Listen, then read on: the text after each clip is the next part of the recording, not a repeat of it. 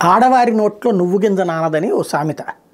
అట్లాగే మన చంద్రబాబు గారి దగ్గరికి ఒక విషయం వచ్చాక రాధాకృష్ణ గారి పత్రికలోనో రామోజీరావు గారి పత్రికలోనో రాకుండా ఒక్కరోజు ఆగడం అన్నది ఇంతవరకు లేదు. అసలు తెలుగుదేశం చరిత్రలో చంద్రబాబు గారి చరిత్రలో లేనే లేదు. బాబు గారి దగ్గరకు ఒక అంశం వచ్చిందంటే మరుసటి నిమిషంలో ఈ పత్రికల్లో ఈ టీవీల్లో వచ్చేస్తుంటుంది. ఓ రకంగా చెప్పాలంటే ఆయన దగ్గర బగ్గు పెట్టుకున్నట్టుగా కథ నడుస్తూ ఉంటుంది. అట్లాంటిది అమిత్ షాని కలిసి వచ్చి బాబు గారు అంతకుముందు ఒకసారి కలిశారు, కలిసి వచ్చి చాలా రోజులు అయిపోయింది, మళ్ళీ మొన్నటిసారి కలిశారు.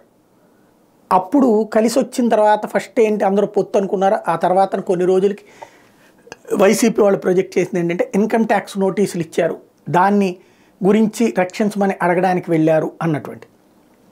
సరే తెలుగుదేశం అవన్నీ ఉత్తుత్తి ప్రచారం అంది అయిపోయింది.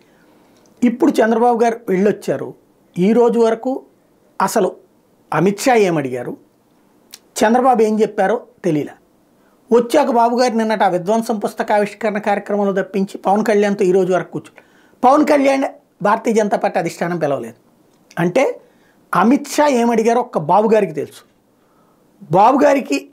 బాబు గారిని ఏమడిగారో అమిత్ షాకి తెలుసు.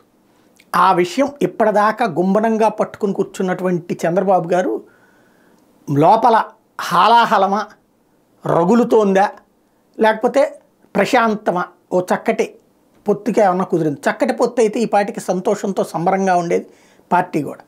కానీ ఏం జరిగిందన్నది మాత్రం చెప్పలేకపోతున్నారు, చెప్పుకోలేకపోతున్నారు.